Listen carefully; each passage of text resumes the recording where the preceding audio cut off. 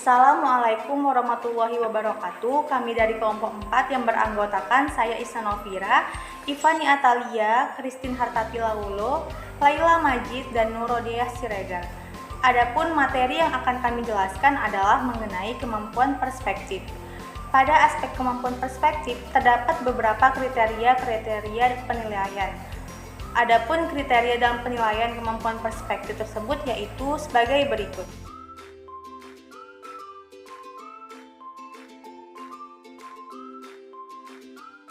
Yang pertama ada aspek kredibel.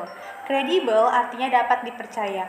Pada aspek kredibel ini, peserta didik mampu memberikan sebuah pandangan atau perspektif mereka akan sesuatu hal yang disertai dengan bukti referensi sehingga data dapat dibuktikan kebenarannya. Contohnya adalah ketika peserta didik dapat memberikan persepsi yang memuat informasi serta bukti yang dapat dipercaya.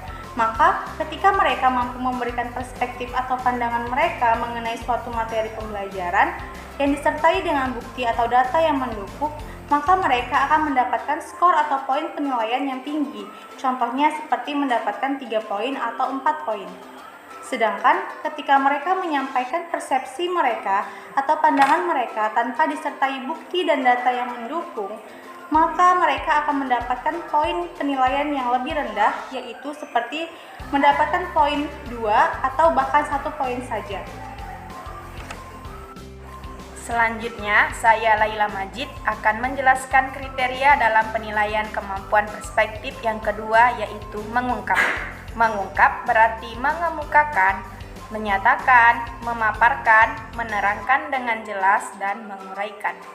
Penilaian kriteria mengungkap dapat dilihat dari apakah perspektif yang dimiliki peserta didik dapat menunjukkan, membuktikan, mengemukakan, atau memaparkan suatu solusi dari persoalan dengan jelas dan sistematis.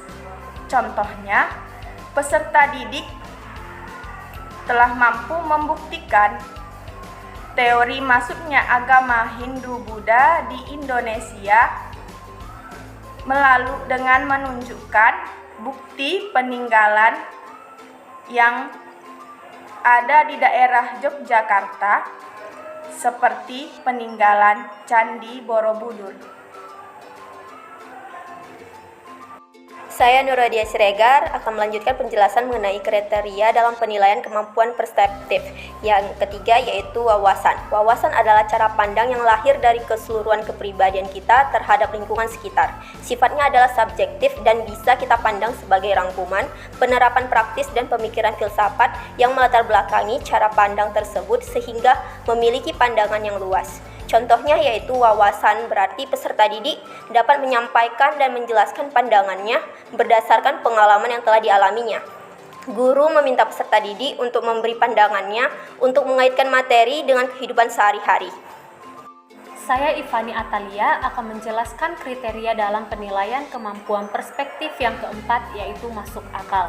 Masuk akal merupakan sesuatu yang dapat diterima oleh akal, logis, tidak aneh, dan tidak mustahil. Contohnya, dalam melakukan evaluasi, pertanyaan yang dibuat sesuai dengan capaian pembelajaran dan hasilnya dapat dinyatakan dengan skor dan indikator tertentu. Peserta didik dapat menyesuaikan antara fakta yang diperoleh sesuai dengan kenyataan yang ada. Saya Christine Hartati Laulo akan menjelaskan kriteria yang terakhir dalam penilaian kemampuan perspektif, yaitu tidak biasa. Tidak biasa artinya menemukan pemahaman yang berbeda di antara orang lain atau tidak biasa.